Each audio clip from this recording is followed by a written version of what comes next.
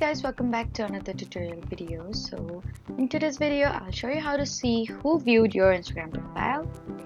So if you've seen apps claiming that they can show you a complete list of everyone who's visited your profile, then here's what you should know. The truth is, Instagram doesn't provide a feature that shows you exactly who viewed your profile. You can see who viewed your stories by opening the story and checking the viewer list. You can also see engagement on your posts and reels, such as likes, comments, and shares.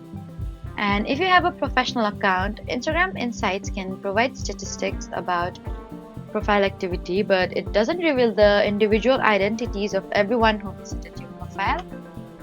And you need to avoid third-party apps that promise to reveal your profile visitors, especially if they ask for your Instagram password.